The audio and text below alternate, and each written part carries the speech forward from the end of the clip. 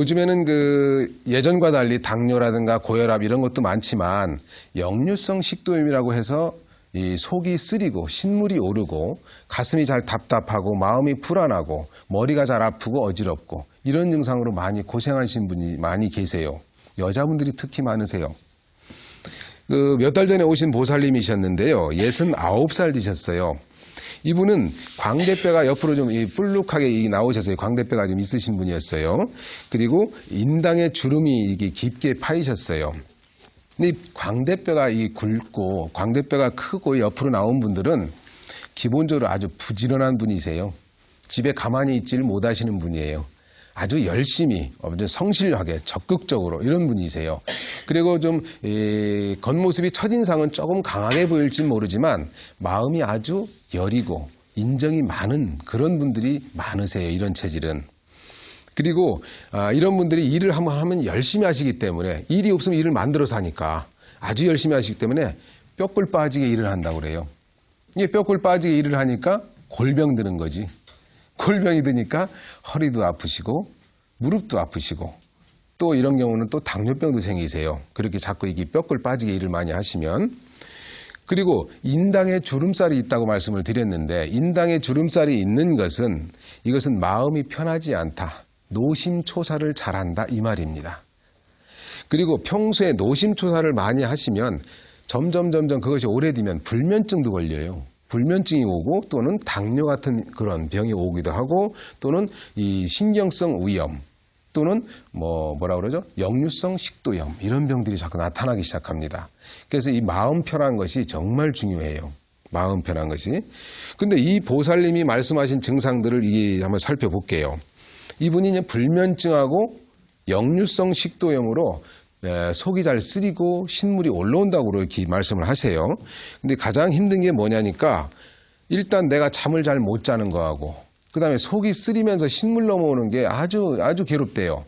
근데 이 속이 쓰리면서 신물이 넘어오는 것을 단지 그거 위산이 넘어온다 이것만 생각하지 마시고요. 왜 넘어오느냐면 이것이 위장에서 이것을 밑으로 내려보내줘야 되는데 내려보내지 못하니까 이게 속에서 부글부글한 것이 위로 올라오는 거예요. 근데 우리들이 일반 생활하면 보면 알겠지만 고민이 많거나 어떤 일에 집중을 해야 될 일이 많으면 이 위장이 운동을 안 하고 가만히 있어요. 그러다 보면 여기서 너무 이게 오래 머물러 있다 보면 여기 위산이 엄청 강하잖아요. 그것들이 부글부글 가스가 나서 위로 올라오는 거죠. 심하면 신물까지 올라오는 거죠. 신물이 올라오면 이 가슴이 엄청 아파요. 그리고 그런 분들은 거의 대부분이 마음이 편치가 않은 것이 꼭 있어요. 그래서 저희들은 그 한의학에서는 그걸 조잡증이라고 하는데 조잡증이라고 하는 것을 나중에 또 길게 말씀드릴 시간이 있을 겁니다. 그리고 이분이 무릎이 많이 아프다고 하셨단 말이에요. 아까 제가 말씀드렸죠. 이분이 열심히 사시는 분이니까 허리 무릎병이 온단 말이에요. 이게 이 보살님은 자기가 매일 108배를 하시니까 그것 때문에 아프신 게 아닌가 이렇게 생각하시는데 꼭 그것만은 아니에요. 이분이 불심도 깊으시지만 워낙 성실한 분이기 때문에 여러 가지 일을 하는데 너무 자기 힘껏 있는 힘껏 다 했기 때문에 뼈골 빠지게 돼서 이런 일이 생기는 겁니다.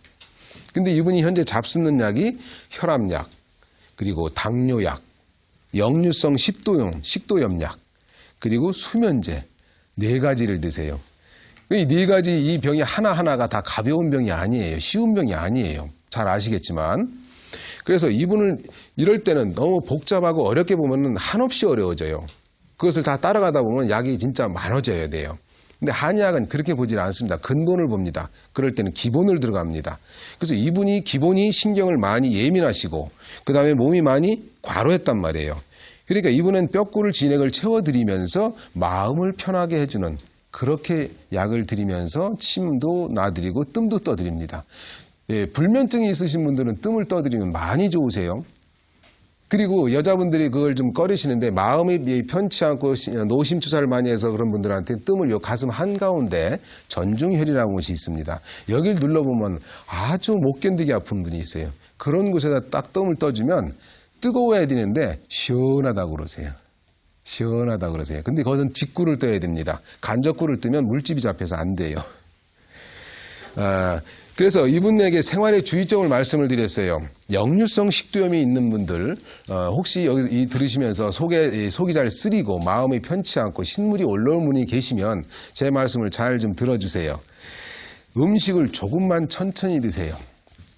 이런 분들은 거의 대부분이, 그렇지 않은 분도 간혹가다 계시지만 식사를 좀 빨리 하는 습관이 있습니다. 근데 식사를 빨리 하는 습관을 하루아침에 고치기 어렵습니다. 그럼 어떻게 고치느냐? 한 번만이라도 한번 실험을 해보세요. 제가 드리는 말씀을 좀 이해가 되실 거니까 오늘 가셔가지고 꼭 그렇게 해보세요. 보시면 밥을 먹었습니다. 그리고 반찬을 넣었습니다. 그러면 수저를 꼭 내려놓으세요, 상위에. 그러고선 씹어보세요. 그러면 예전 같아서는 분명히 금방 삼키게 될 상황인데 이쪽은 씹었는데 이쪽은 안 씹었고, 어떤 분은 또 이쪽은 씹었는데 이쪽은 안 씹었고, 이 상태에서 우리가 다 삼키는 거예요. 한번 수저를 꼭 내려놓고 음식을 씹어보세요.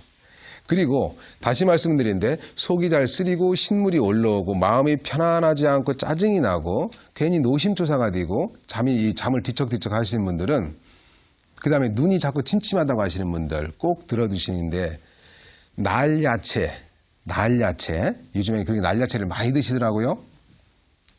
근데 동의보 가면은 날야채가, 날야채와 그 다음에 과일과 생것은 눈에 좋지 않다. 특히 노인에게는 더욱 좋지 않다 그랬어요.